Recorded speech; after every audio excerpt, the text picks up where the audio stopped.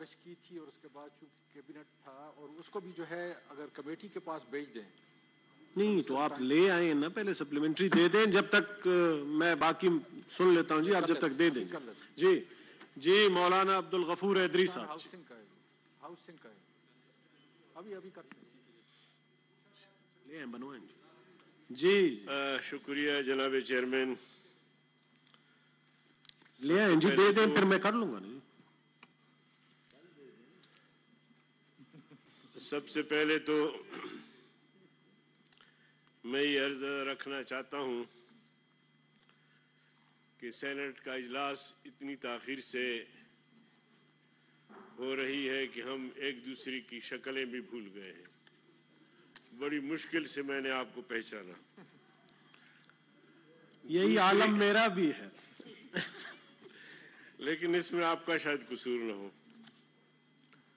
دوسری بات یہ ہے جناب چیئرمین کہ آج آپ نے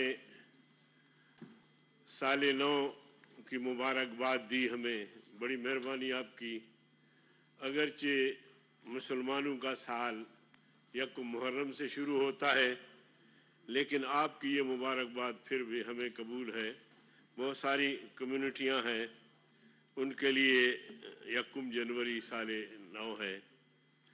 لیکن جناب چیئرمین, سال نو کا آغاز قوم پر ایک ڈرون حملے سے ہوا ہے, بلکہ کئی ڈرونز حملے ہوئے ہیں. پہلا حملہ یہ ہے کہ ایل پی جی کی قیمتوں میں فی کلو 25 روپے اضافہ کر کے یہ ایک بہت بڑا حملہ ہے غریب قوم پہ. دوسرا حملہ گیس اور تیل کی مصنوعات اور ان کی قیمتوں میں اضافے سے کیا گیا ہے. تو ہم تو توقع رکھتے تھے کہ جنوری سے جو سال کا آغاز ہونے جا رہا ہے, یہاں سے اس قوم کے لیے میں توجہ چاہتا ہوں جناب چیئرمین, تو سال کا آغاز کم از کم کوئی قوم کو خوشخبری, کوئی ریلیف, کوئی سہولت. لیکن جناب چیئرمین, قوم پر ایسا ڈرون حملہ کیا گیا, غریب میں پہلے سے سکت نہیں تھی. اشیاء خوردنوش کی قیمتیں آسمان سے باتیں کر رہی تھی, لیکن اب ان اشیاء کی قیمتوں میں اضافہ کر کے ان کے منہ سے نوالا چھین لیا گیا ہے. تو یہ انتہائی میں سمجھتا ہوں کہ سال کا جو آغاز ہوا ہے شرمناک طریقے سے ہوا ہے. اگرچہ یہ مسلسل اشیاء خوردنوش کی قیمتوں میں اضافے کر رہے ہیں, مہنگائی بڑھا رہے ہیں, آئے روز ٹیکسز لگا رہے ہیں, کم از کم چند دن صبر تو کر لیتے. لیکن ہم نے روز اول سے کہا ہے کہ صلاحیتوں کا فقدان ہے, دور اندیشی کا فقدان ہے, فیصلے ہوتے ہیں تو اس کے آگے پیچھے کچھ بھی نہیں ہوتا. تو میں نے جو آپ سے شکایت کی کہ بڑی مشکل سے سینٹ کا اجلاس ہو رہا ہے, ستمبر میں جو اجلاس بلایا گیا تھا اس کے بعد اب تک اجلاس نہیں ہوا, اگر ہوا تو ہماری درخواست پہ ہوا. تو جناب چیئرمین, اس دورانیہ میں بڑے بڑے مسائل درپیش ہوئے, بڑے بڑے واقعات ہوئے, اور آزادی مارچ جو یہاں اسلام آباد میں 15 دن تک یہاں لاکھوں لوگ بیٹھے رہے اور ان کے مطالبات تھے. اس کے بعد پھر آپ نے دیکھا کہ ایک فیصلہ آیا سابق army chief general Pervez Musharraf کے خلاف, ایک فیصلہ آیا. تو وہ فیصلہ جیسا بھی تھا, صحیح تھا, غلط تھا, اس پر بحث پارلیمنٹ میں ہونی چاہیے تھی. لیکن آپ نے دیکھا کہ آرمی کے ترجمان جو ہے وہ آ کے اس نے بیان دے دیا, پھر بیان بازیاں شروع ہوئی اور یہ سلسلہ چلتا رہا. اسی طرح آرمی چیف کی مدت ملازمت میں توسیع کا مسئلہ آیا, تو وہ بھی پارلیمنٹ میں بحث ہونا چاہیے تھا, پارلیمنٹ کو اعتماد میں لینا چاہیے تھا. لیکن آپ نے دیکھا کہ کتنی جگ ہسائی ہوئی, اور پوری دنیا میں جناب چیئرمین ہمارے آرمی چیف کی مدت ملازمت جو ہے وہ زیر بحث بنی رہی, اور ہمیں رسوائی کا سامنا کرنا پڑا. اس کے بعد آپ نے دیکھا کہ پرائم منسٹر اس نے جانا تھا ملائیشیا، اس اجلاس میں کانفرنس میں شرکت کے لیے، وہ نہیں جا سکے. اس کی وجوہات کیا تھی وہ بھی پارلیمنٹ کو بتانا چاہیے تھا. لیکن میں نے جیسے شروع میں عرض کیا تھا کہ دور اندیشی اور صلاحیتوں کا اس قدر فقدان ہے کہ یہاں ان چیزوں پہ سوچا نہیں جاتا. جناب چیئرمین،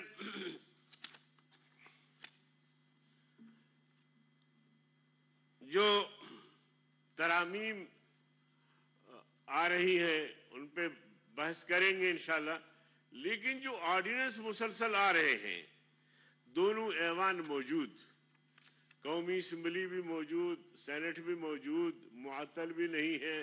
یا تو پھر یہ سمجھا جائے کہ دونوں ایوان معطل ہے، اب صدر صاحب کو کوئی اور راستہ مل نہیں رہا، بڑی مجبوری ہے، ہنگامی حالات ہیں، اس لیے وہ مجبور ہیں کہ وہ آرڈیننس پہ کام چلا لیں. لیکن میں نہیں سمجھتا کہ کوئی بات اس طرح تھی. لیکن بے حسی یا سوچ اور دور اندیشی کا اس قدر فقدان ہے کہ یہ سارے الزامات موجودہ حکومت اپنے سر پہ لے رہی ہے اور جناب والا اس سے آگے کچھ بھی نہیں. اور یہ جو ترمیم آئی ہے پھر نیب کے جو قوانین ہیں جو اس میں ترمیم آئی ہوئی ہے، سیکشن 14 جو ہے اس کو تو بالکل ڈیلیٹ کر دیا گیا ہے میرے خیال میں. اور اس طرح 50 کروڑ اور 5 کروڑ تک، تو میں سمجھتا ہوں کہ یہ مطلب کیا ترامیم ہے. اگر ان کو ضرورت تھی بیٹھتے، میں بحیثیت جمعیت علماء اسلام کے ایک رکن کے، ہم تو روز اول سے نیب قوانین کے خلاف ہے، اس ادارے کے خلاف ہے. ہم کہتے ہیں کہ یہ کالے قوانین ہیں، ان کو نہیں ہونا چاہیے. ادارے موجود ہیں، عدالتیں موجود ہیں، سب کچھ ہونے کے باوجود یہ ادارہ قائم کیا گیا. اور ادارے نے پھر کیا کردار ادا کیا؟ آپ نے دیکھا کہ صرف اپوزیشن کو انہوں نے عدالتوں میں گھسیٹا، ان کی پگڑیاں اچھالی، ان کے ساتھ جو کیا. اب کیا جن کی پگڑیاں اچھالی گئی، جن کو بغیر کسی ثبوت کے پکڑا گیا، اب کہیں گے کہ جی کوئی کیس ثابت نہیں ہوا، پگڑی اچھالی گئی، بےعزتی ہو گئی، اور چادر اور چار دیواری کے تقدس کو پامال کیا گیا. اس کے بعد کہتے ہیں کہ جی اس کا کوئی جرم نہیں. تو جناب والا، یہ ادارے جو ہے وہ ان مقاصد کے لیے نہیں ہیں، بلکہ ان اداروں کے ذریعے قانون سازی ہوتی ہے، آئین سازی ہوتی ہے، اور پوری قوم کی نظریں ہوتی ہیں. مگر بدقسمتی یہ ہے کہ آج جو ہم نے اجلاس بلایا ہے اور جو 6 ہمارے جو ترجیحات تھی کہ ان پر بحث ہوگی، تو وہ بھی آپ نے فرمایا کہ وقفے سے ان پر ہوگا. لیکن اس وقت جو ملک کی صورتحال ہے، جو مہنگائی ہے، جو بے روزگاری ہے، جو ڈاکٹرز پہ لاٹھی چارج ہو رہے ہیں، جو وکیلوں پہ لاٹھی چارج ہو رہے ہیں، جو طلباء یونین پہ پابندی ہے، یہ چیزیں ہم کہاں زیر بحث لائیں اور کیا کریں؟ تو اس حوالے سے میں سمجھتا ہوں کہ باقی باتیں انشاءاللہ ہم کریں گے. لیکن آپ سے درخواست میری یہ ہے، دیکھیے، آپ بحیثیت ایک آئینی ذمہ دار کے، آپ کی ذمہ داری بنتی ہے کہ حکومت اگر آڑے آتی ہے تو کم از کم آپ کا رد عمل آنا چاہیے. جناب چیئرمین، یہ ادارے اس طرح اگر خاموش آپ ان کو رکھیں گے تو پھر ماشاء اللہ، اور ان کے ہاں یہ کہتے ہیں کہ جمہوریت ہے، پھر ماشاء اللہ میں اور جمہوریت میں آپ کیسے تمیز کریں گے؟ ماشاء اللہ اور جمہوریت میں تو یہی ہے کہ جمہور کی آواز بات سنی جاتی ہے، جمہوری ادارے فعال ہوتے ہیں، کردار ادا کرتے ہیں، آئین سازی کرتے ہیں، قانون سازی کرتے ہیں، اور ہم یہاں بے دست و پا ہیں، اور بلکہ بے ادبی معاف اگر میں یہ کہوں کہ ہم مفلوج ہیں، اور ہمارے ان اداروں کو گویا خدا نہ کرے گویا فالج لگا ہوا ہے، کسی بھی مسئلے میں کوئی اہم رول نہیں ادا کر رہے.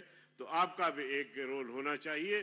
اس لیے میں آپ کا زیادہ وقت لینا نہیں چاہتا. میں شروع میں کہا تھا کہ میں آپ کا 5 منٹ لوں گا.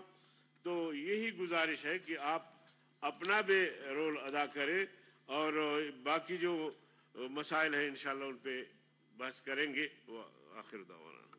شکریہ جی. سینیٹر سراج الحق صاحب.